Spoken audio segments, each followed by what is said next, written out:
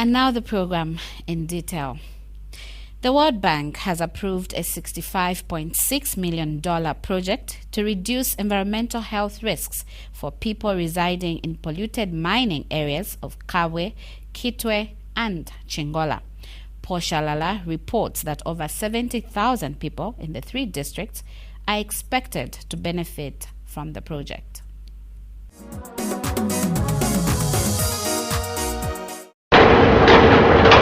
After years of digging for minerals, the extractive industry seems to have left a trail of waste and deaths in its wake.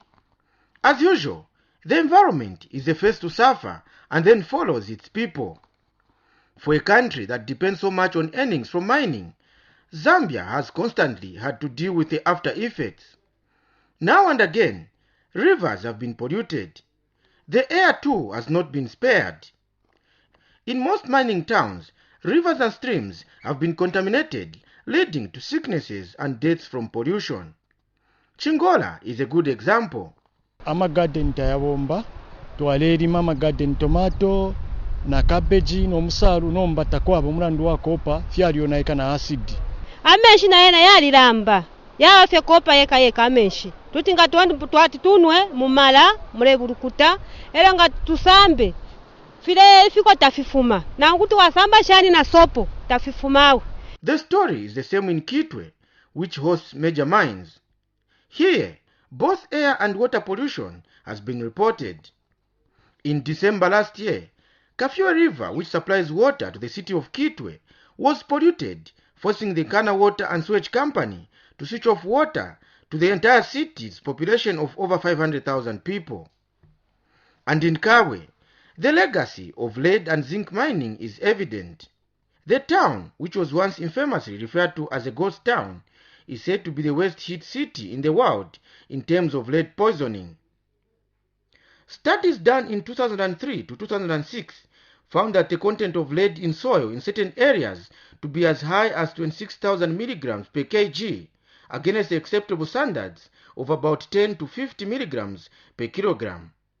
This is why the World Bank has just approved a $65.6 million project to fight pollution in the 3 mining towns of Kabwe, Kitwe, and Chingola. The project is expected to benefit 70,000 people who live in the areas heavily polluted by the mines. The World Bank's Board of Executive Directors in Washington, D.C. approved the $65.6 million credit. We've been having research teams from JICA. We had also a program under Copperbelt Environment Project that was did some interventions, and now we have got this Zambia Mining Environment and Remediation Improvement Project, which has finally been funded. It was funded last month. We are grateful. Recently, a team of World Bank officials from the Zambian office and the bank's international headquarters in Washington, D.C.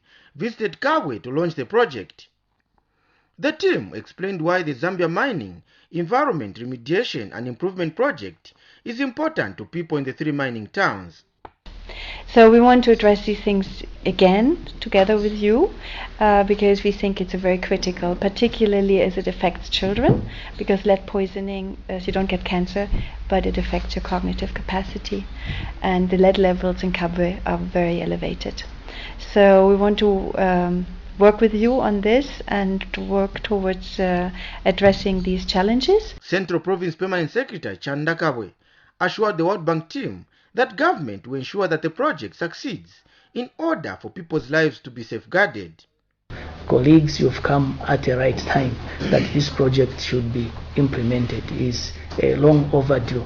We thank the World Bank and other cooperating partners that would come and work with us to manage this project. I can assure you that you have our total support. The project will work with the city councils in Kabwe, Kitwe and Chingola to ensure that the impact in terms of implementation is owned by the respective local authorities. We want to thank the World Bank. They are committing over $65 million, which shows that issues of environmental concern are obviously on top of their agenda. As a local authority responsible for the planning of the city, we obviously want to appreciate the scope of this project, understand which group will benefit. Of course, we are aware that mining in Kitwe has been a historical mainstay for our economy in the city. Director of Mine Safety in the Ministry of Mines, GIDEON NDALAMA, will coordinate the project. Apart from working with the World Bank, Mr. NDALAMA will also coordinate with the 3 city councils and the Zambia Environmental Management Agency. It's a project that belongs to all of us, and like Mr. MWANSA has indicated, it's got a different approach, which is to ensure that it is locally entrenched and a big presence of the regulatory institutions as well as the local municipal authorities, because without their firm participation, at the end of the project, things just scatter and there's nobody who takes up those issues to run with them. So I think the approach should be the project belongs to us, and we should ensure that whatever elements that are coming through, they are actually entrenched in the normal operational institutions, because only then are we going to ensure that we have sustainability. In terms of benefits to the local people, this project targets to provide medical interventions to over 30,000 children.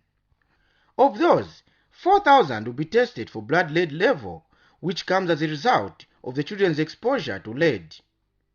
There will be a component where they will test the children, mostly the ones who are vulnerable, the ones who are below 15 years old.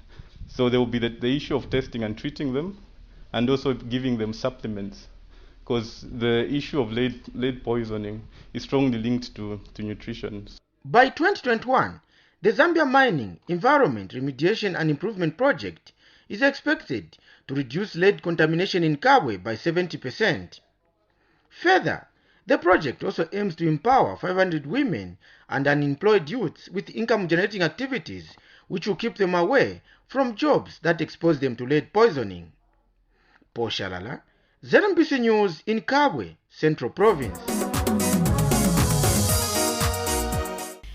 Authorities in Kitwe said the 4 armyworms, which have ravaged over 3,000 hectares of maize fields, have been subdued.